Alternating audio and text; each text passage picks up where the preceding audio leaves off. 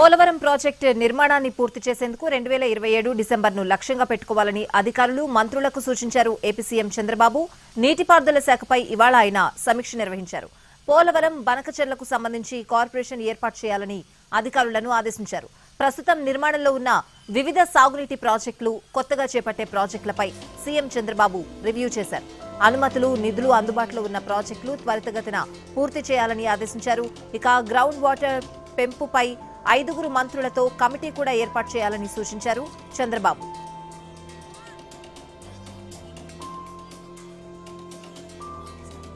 AI కేంద్రం ఏర్పాటు చేస్తున్నట్లు గూగుల్ ప్రకటించింది. ఈ మేరకు రాష్ట్ర ప్రభుత్వంతో అవగాహన ఒప్పందం కుదుర్చుకుంది. టీ హబ్ లో ఏర్పాటు చేసిన కార్యక్రమంలో సీఎం రేవంత్, మంత్రి శ్రీధర్ బాబు సమక్షంలో గూగుల్ ప్రతినిధులు ఎంఓయూ కుదుర్చుకున్నారు. కృత్రిమ మేధ స్టార్టప్లకు గూగుల్ తోడ్పాటు అందించనుంది.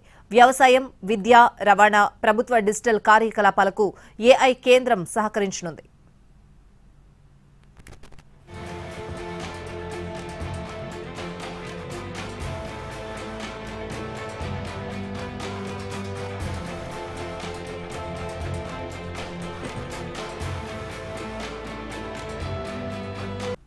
మైక్రోసాఫ్ట్ హైదరాబాద్ మధ్య సుదీర్ఘ భాగస్వామ్యం ఉందన్నారు CM Revanth Reddy. Microsoft India ఇటీవలే 25 ఏళ్లు పూర్తి చేసుకుందని గుర్తు చేశారు. మైక్రోసాఫ్ట్ విస్తరణతో యువతకు మరిన్ని ఉద్యోగాలు లభించనున్నాయని అన్నారు. భవిష్యత్ అంతా ఆర్టిఫిషియల్ ఇంటెలిజెన్స్ దే అన్నారు సీఎం. మైక్రోసాఫ్ట్ తెలంగాణ రాష్ట్ర ప్రభుత్వం ఇప్పుడు ఏఐ ఫౌండేషన్ అకాడమీని ప్రారంభించడంలో భాగస్వాములుగా ఉన్నాయని పేర్కొన్నారు.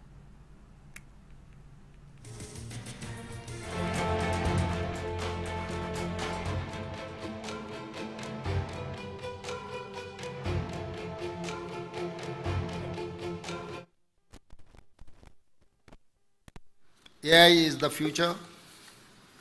Microsoft and State Government of Telangana are now partners to launch Advantage Telangana, which includes AI Foundations Academy.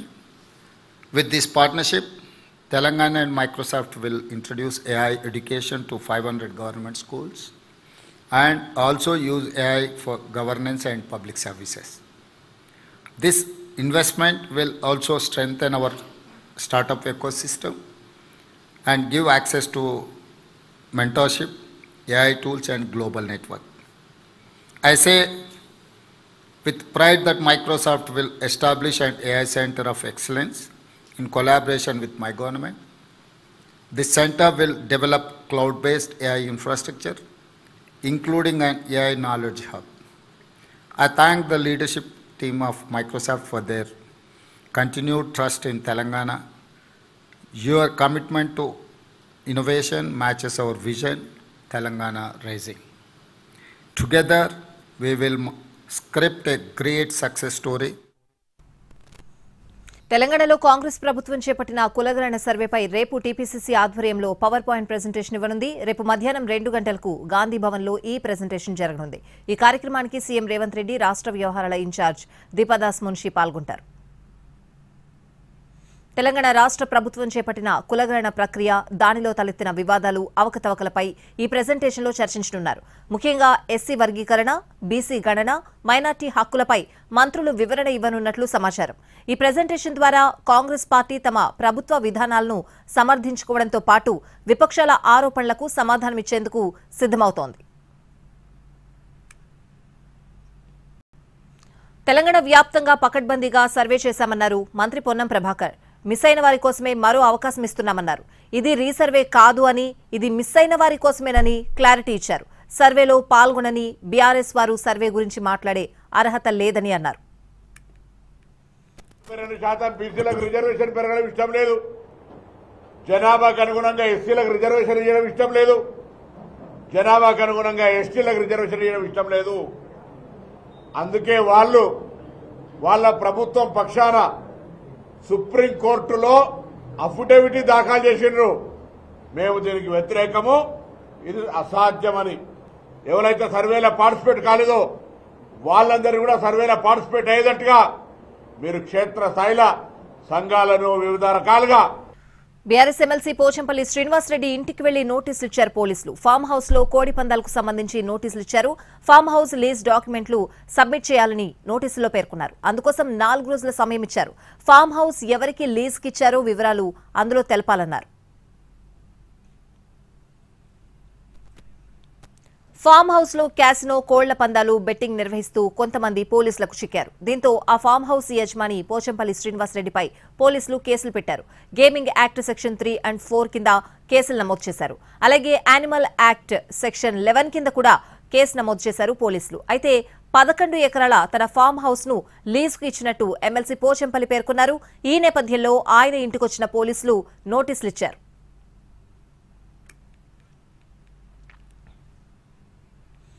Pochampally Srinivasa Reddy farm house లో జరుగుతున్న అరాచకాలకి కేటీఆర్ఏ కారణమని అన్నారు కాంగ్రెస్ నేత అద్దంకి దయాకర్. కేసీఆర్ ఫామ్ హౌస్ లో ఉంటే కేటీఆర్ డ్రగ్స్ బిజినెస్ లో బిజీగా ఉన్నారని ఆరోపించారు. కేటీఆర్ తెలంగాణను క్యాసినో హబ్ గా మార్చారని అన్నారు అద్దంకి దయాకర్. కేటీఆర్ఏ బాధ్యుడని మేము ఆరోపిస్తున్నాం. ఇది కాదని నిరూపించుకో. నీ యొక్క అండ లేకపోతే ఇంత స్థాయిలో 2 సంవత్సరాల నుంచి గోవా లేదు, నేపాల్ లేదు, శ్రీలంక లేదు, థాయిలాండ్ లేదు, ఎక్కడ లేదు. అందరూ హైదరాబాద్లోనే నీ ఫ్రెండ్ ఫామ్ హౌస్లోని ఇలాంటి అక్రమాలు చేసిన నువ్వు శిక్షార్హునివి. ప్రభుత్వం దీని మీద పూర్తి ఎంక్వైరీ చేసి తగు చర్యలు తీసుకోవాల్సిందిగా మేము. తెలంగాణ సీఎం రేవంత్ రెడ్డి సోషల్ మీడియాలో చిన్న పోస్ట్ పెట్టినా భయపడుతున్నారని ఎమ్మెల్సీ కవిత అన్నారు. అందుకే బీఆర్ఎస్ కార్యకర్తలను అక్రమంగా అరెస్టు చేస్తున్నారని విమర్శించారు. తాము కూడా పింక్ బుక్ నిర్వహిస్తున్నామని తెలిపారు కవిత. అధికారంలోకి రాగానే కాంగ్రెస్ లెక్కలు తేలుస్తామని వార్నింగ్ ఇచ్చారు. ముఖ్యమంత్రి గారికి తెల్లారికల్లా అరెస్ట్ వస్తుంది ఇంటికి. ఫేస్బుక్ లో ఎవరైనా ఒక వీడియో పెడితే భయం ముఖ్యమంత్రి గారికి. తెల్లారికల్లా పోలీసు వాళ్ళు వస్తారు. మేము కూడా చూస్తూ ఉన్నాం. బీఆర్ఎస్ కూడా పింక్ బుక్ మెయింటైన్ చేయడం మొదలు పెడుతుంది. ఇబ్బంది పడద్దు, ఇంతకింత తిరిగి చెల్లిస్తామని కూడా మీకు తెలియజేస్తా ఉన్నాం. మీ రాహుల్ గాంధీ ఏమో పాకెట్లో రాజ్యాంగం పట్టుకొని తిరుగుతాడు. ఇక్కడ రేవంత్ రెడ్డి గారేమో రాజ్యాంగాన్ని కాలరాసి అక్రమ కేసులు పెట్టి. తెందులూరులో చింతమనేని వర్సెస్ అబ్బయ్య చౌదరి మధ్య పొలిటికల్ పోరు రంజుగా సాగుతోంది. ఒకరిపై ఒకరు పరస్పర విమర్శలతో ఫైర్ అవుతున్నారు. కావాలనే రాజకీయ లబ్ధి కోసం గొడవలని ప్రేరేపిస్తున్నారని చింతమనేని ఫైర్ అవుతుంటే వైసీపీ కార్యకర్తలు, నాయకులపై చింతమనేని కక్ష సాధింపు చర్యలకు పాల్పడుతున్నారని అబ్బయ్య చౌదరి ఆరోపిస్తున్నారు. డ్రైవర్ మీద, నా గన్మెన్ మీద నీ మనుషులు నీ మంది బలాన్ని వేసుకుని తిరగబడతా ఉంటే మేమేమన్నా చేతగాని దద్దమలమా? మేమేమన్నా గాజులు వేసుకున్నామా? నువ్వు ముండలాగా నువ్వు తిరుగుతూ ఉండి మా మీద తిరగబడే హక్కు మీకు ఎవడిచ్చాడు? ఇది డెమోక్రసీ. నీకు శుభకార్యాలకు వెళ్ళే రైట్ ఉంది, నాకు వెళ్ళే రైట్ ఉంది. నేను వెళ్ళినప్పుడు నా కారు వస్తుంది, మీరు వెళ్ళినప్పుడు మీ కారు వస్తుంది. నేను వెళుతున్నప్పుడు నా కారు కడ్డంగా నీ కారు తీసుకొచ్చి పెట్టి కావాలని నన్ను ఆపటం ఇది భావ్యమా? ఏదో ఒక విధంగా నన్ను కానీ మా కుటుంబాన్ని కానీ హతమార్చాలనేటువంటి పన్నాగం పన్నుతున్నట్టుగా ఇక్కడ అర్థమవుతుంది. గత కొన్ని రోజులుగా ఇక్కడ జరుగుతున్నటువంటి పరిణామాలు నాకంటే మీ అందరికీ కూడా బాగా తెలుసు. ఈరోజు ఏం జరుగుతూ ఉంది? నా ఇంటి ముందు డప్పులు కొడుతూ, నా ఇంటి ముందు మైక్ సిస్టమ్లు పెడుతూ ఇక్కడ ఒక భయానక వాతావరణం సృష్టించి ఏదో ఒక విధంగా అబ్బాయి చౌదరిని డీఫేమ్ చేస్తే ఈరోజు రాజకీయంగా మనకు లబ్ధి చేకూరదనేటువంటి ప్రయత్నం చేస్తున్నారు. మేము పంపించలేమా? అదే పద్ధతి మేము చేయాలనుకుంటే ఈ నియోజకవర్గంలో ఎటువంటి పరిస్థితులు ఉంటాయో మీరు గుర్తుపెట్టుకోండి. పార్లమెంటు ఉభయ సభల్లో వక్ఫ్ బోర్డు ముసాయిదా బిల్లు ప్రవేశపెడుతున్న సమయంలోనూ చర్చ జరిగింది. విపక్ష సభ్యులు పెద్ద ఎత్తున నినాదాలు చేశారు. తామిచ్చిన అసమ్మతి నోట్లను ముసాయిదా బిల్లు నుంచి తొలగించారని ఆందోళన చేశారు. దీంతో రాజ్యసభలో గందరగోళం చెలరేగింది. సభ్యుల తీరుపై రాజ్యసభ చైర్మన్ జగదీప్ ధన్కర్ ఆగ్రహం వ్యక్తం చేశారు. నిరసనలు కొనసాగడంతో సభ వాయిదా పడింది. ఆ తర్వాత కూడా పరిస్థితి కుదురుకోలేదు. విపక్షాల నిరసనల మధ్యే జేపీసీ నివేదికకు రాజ్యసభ ఆమోదం తెలిపింది.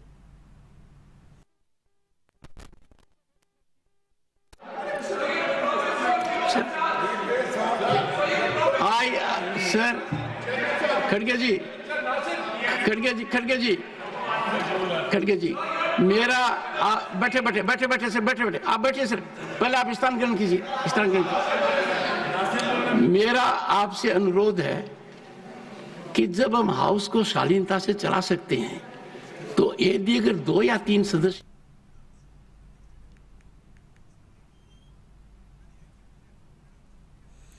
విపక్షాల గందరగోళం మధ్య లోక్సభలో కొత్త ఆదాయ పన్ను బిల్లును ప్రవేశపెట్టారు ఆర్థిక మంత్రి నిర్మలా సీతారామన్. దీంతో విపక్షాలు సభ నుంచి వాకౌట్ చేశాయి.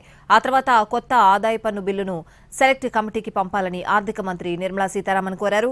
పార్లమెంటు వర్షాకాల సమావేశాల్లోపు సెలెక్ట్ కమిటీ దీనిపై నిర్ణయం తీసుకోనుంది. ఇక బిల్లును ప్రవేశపెట్టిన కాసేపటికే లోక్సభ వాయిదా పడింది.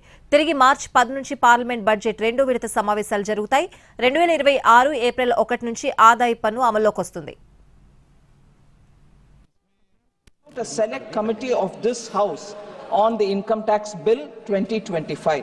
The terms and conditions regarding the committee will also be decided by the Honourable Speaker. The committee shall make a report by the first. జాతివైర మల్లర్లతో అట్టుడిగిపోయిన ఈశాన్య రాష్ట్రం మణిపూర్లో రాష్ట్రపతి పాలన విధించారు. ఆర్టికల్ 356 ప్రకారం రాష్ట్రపతి పాలన విధిస్తున్నట్లు కేంద్రం ఉత్తర్వులు జారీ చేసింది. ఈ ఉత్తర్వులు తక్షణమే అమల్లోకి రానున్నాయి. ఇటీవలే సీఎం పదవికి బీరేన్ సింగ్ రాజీనామా చేశారు. ఆయన తర్వాత సీఎం పదవి ఎవరికి ఇవ్వాలనే దానిపై కమలం పార్టీ తర్జన భర్జన పడుతోంది.